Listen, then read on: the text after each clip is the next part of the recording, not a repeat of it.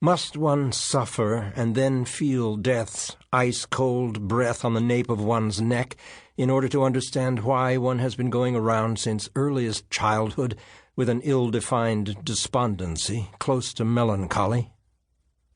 I felt it long before the trial, and afterward. I felt it on the day Dr. Feldman explained to me in a gentle, slow voice, as though he were addressing a child, that the body can become our implacable enemy. One day, I thought, I'll turn it into a novel.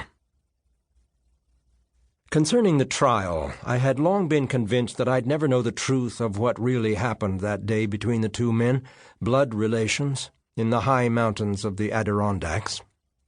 Accident? Suicide? Murder? Can one willingly take to the grave an enigma that refuses to disclose its secret? What evil spirit had driven Werner Sonderberg to take a break from his classes at New York University and leave town for a trip so far from the village with the aged, disillusioned relative said to be his uncle? Yedidyah wondered. What could they have said to each other for their quarrel to reach a pitch of deadly violence? And who was this uncle whose tragic death, far from anyone, loomed over the Manhattan courtroom filled with journalists, lawyers, and curious onlookers for days and days? The media, absorbed by ever-changing current events, or from boredom, no longer mentioned the trial. The fate of an individual matters little compared to the goings-on of political, financial, and artistic celebrities. But Yedidyah thinks about it often. Too often, probably. In fact, he remains haunted by it. Remembered images from the trial never leave him, and the proceedings echo in his mind.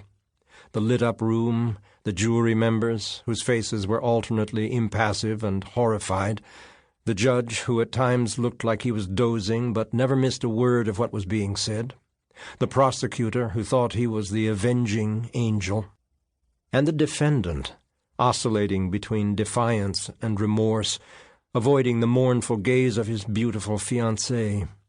Sometimes when Yedidyah assesses his work with its setbacks and intervals of calm, his dazzling triumphs and slow or dizzying failures, this trial stands out for him like black granite attracting the twilight. Years have gone by, but Yedidyah still can't reach a verdict. Where does a man's guilt begin, and where does it end? What is definitive, irrevocable? One thought has obsessed him constantly since then. Thanks to Dr. Feldman's diagnosis, he became conscious of his mortality. Could he possibly go and duly leave his children, their mother, Alika, and the entire convulsive and condemned world without certainty? Until my final hour on this earth, I'll remember this event that bore me, carrying me from one discovery to another, from memory to memory, from emotion to emotion, and I'll never know the real reason behind it. Why this meeting, this confrontation with a destiny that touched mine on the surface like a coincidence?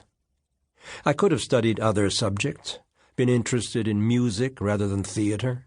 I could have had other teachers, been captivated by another woman, and not fallen in love with Alika. I could have been less close to my grandfather and my Uncle Meir, made other friends, cherished other ambitions. In short, I could have been born somewhere else, perhaps in the same country, the same city as Werner Sonderberg, and explored other memories. I could have lived my entire life without knowing the truth about my own origins. I could simply have not existed, or ceased to exist, or not been me.